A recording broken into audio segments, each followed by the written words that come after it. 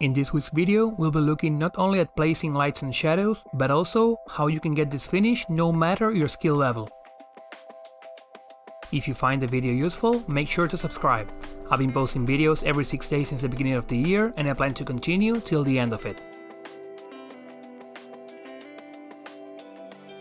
I'll imagine my light source as if coming from above the model, so I'll begin covering everything except the parts that are facing down with a slightly diluted dark gray. The application is very carefree, so anyone can manage it.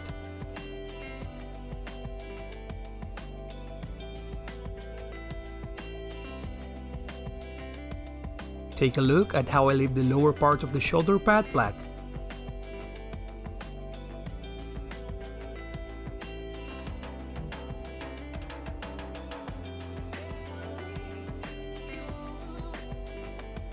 Most of the model is exposed to light, especially this leg which is leaning forward.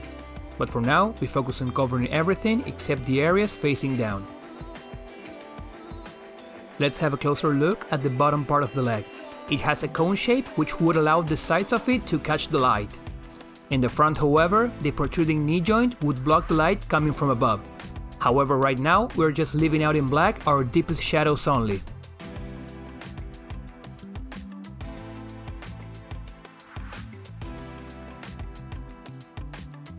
The same idea applies to the other leg.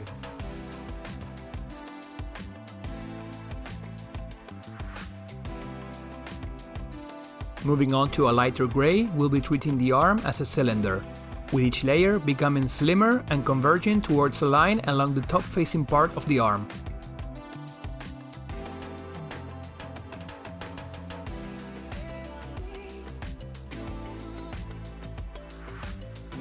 We'll be covering everything we see from above with this new color, but leaving some of the dark gray behind. The same cylinder concept applies for the upper leg, but on the bottom we'll apply what was previously discussed.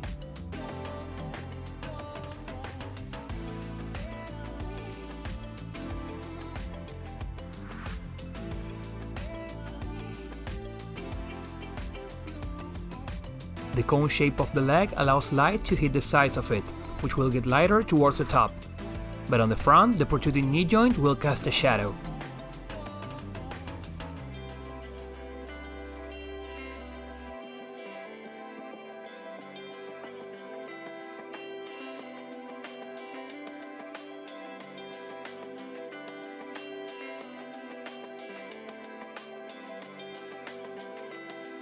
This process is repeated until reaching pure white, always working in a smaller and smaller area.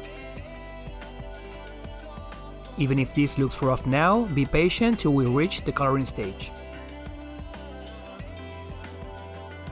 The shoulder pads are imagined as a sphere where the light converges towards a tiny circle.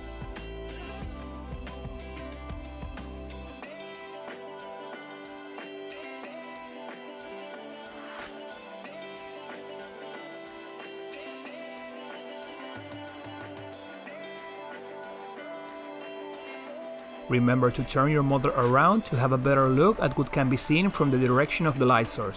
As we get closer to white, we'll be working with these parts only and leaving the rest in gray.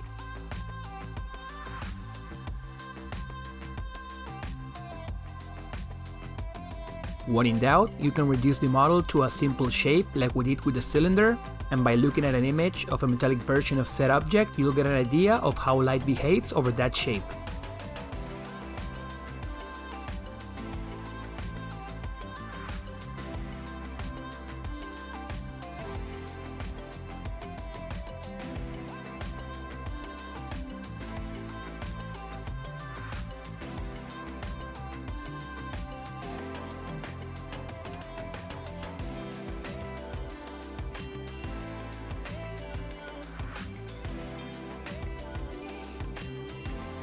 I painted some details in black for you to have a better look of what we have achieved so far.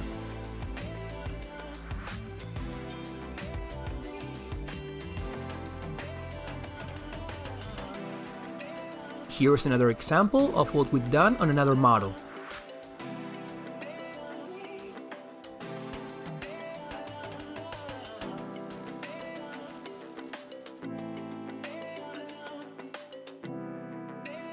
The idea is the same, we want to see white from above and black from below. I'll now show you how to go from this sketch to smooth armor. I diluted the desired armor color and began applying it as a filter all over. I'm not looking to apply this as a wash, I want to avoid paint pooling on the recesses. So I spread it around to get a uniform coat, even over the black parts to begin tinting them towards dark green.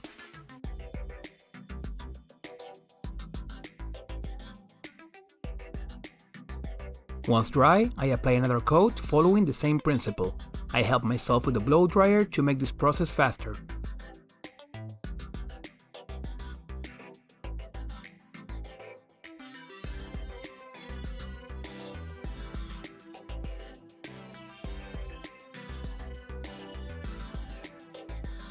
After 4 layers of black green, 2 layers of angel green are applied on the brighter parts to get richer highlights.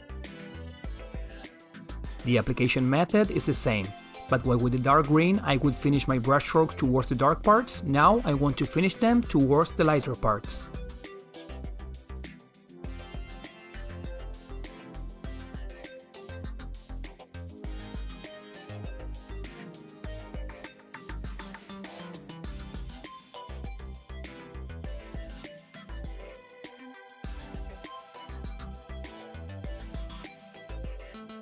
This is not only a method perfect for beginners, but also a great exercise to practice volumetric highlighting. By this point, the rough transitions are almost invisible and we have a clear difference between lighter and darker parts as we move the model around.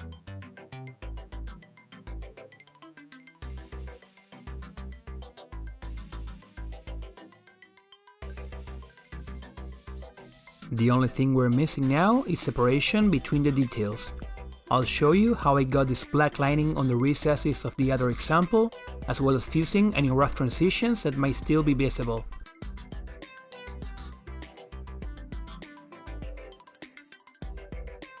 Phthalo green and ivory black oil paints were mixed together to a desired dark green, and after diluting it with some solvent, it was applied all over the model. I'll link above my quick guide on all washes if you want to get a deeper look into dilution, application and cleanup.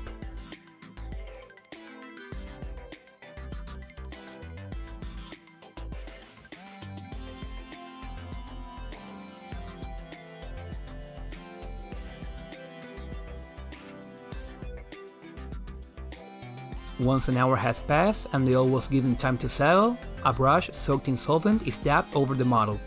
This will reactivate the oil and due to its low surface tension make it pull on the recesses. But thanks to the time I gave it to settle, a bit of the tinting is left behind, which will finish to unify the color transitions.